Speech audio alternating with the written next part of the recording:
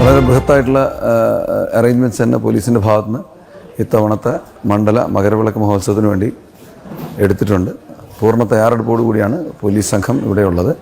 ഏകദേശം ഒരു 14,000-ഓളം വരുന്ന പോലീസ് ഉദ്യോഗസ്ഥരെ 4-5 ഫേസുകളായിട്ട് നമ്മൾ ഇവിടെ ഡിപ്ലോയ് ചെയ്തിട്ടുണ്ട്. പമ്പയിൽ പരിമിതമായ പാർക്കിംഗ് ഇപ്പോൾ ഹൈക്കോടതി അനുവദിച്ചിരിക്കുകയാണ്. അപ്പോൾ അവിടെ ഏകദേശം ഒരു 10-700-ഓളം വാഹനങ്ങൾ പാർക്ക് ചെയ്യാനുള്ള സൗകര്യമേ ഇപ്പോൾ ഉള്ളൂ.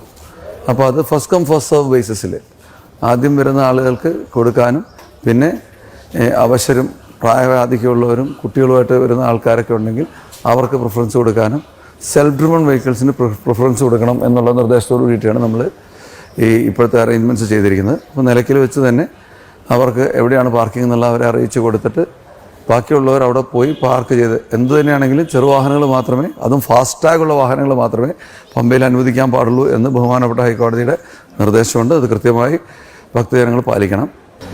പലപ്പോഴും വരുന്നൊരു ഇപ്പോൾ ഈ അടുത്തായിട്ട് ഈ ഓൺലൈൻ ബുക്കിംഗ് വന്നതിന് ശേഷം നമ്മൾ കാണുന്നൊരു പ്രത്യേകത എന്താണെന്ന് വെച്ച് കഴിഞ്ഞാൽ, ഒരു സമയം ഈ കൂപ്പണിൽ കിട്ടിക്കഴിയുന്ന ഭക്തൻ്റെ ധാരണ എന്ന് പറഞ്ഞാൽ കൃത്യമായ സമയത്ത് എനിക്ക് ദർശനം കിട്ടുമെന്നാണ്. നമ്മൾ ആ തരുന്ന സമയം ഒരു ടെൻറ്റേറ്റീവായിട്ടുള്ള സമയമാണ്. ഇവിടുത്തെ മറ്റ് പല കാരണങ്ങൾ കൊണ്ടും ആചാരപരമായിട്ടുള്ള പൂജകളുടെയൊക്കെ പ്രത്യേകതകളുണ്ട് ചിലപ്പോൾ ആ സമയം അങ്ങോട്ടും ഇങ്ങോട്ടും നീങ്ങിപ്പോകാൻ സാധ്യതയുണ്ട്. അതിന് സഹകരിച്ചിട്ട് ഒരു വിൻഡോ സമയം ഇട്ടിട്ട് വേണം എല്ലാവരും വരാൻ. 6 to 8 എന്ന് പറയുന്നൊരു സ്ലോട്ട് ആർക്കെങ്കിലും ലഭിച്ചിട്ടുണ്ടെങ്കിൽ ആ സമയത്ത് കൃത്യമായി വന്ന് എനിക്ക് തൊഴാൻ പറ്റുമെന്നുള്ള പ്രതീക്ഷയോടുകൂടി ആരും വരരുത്.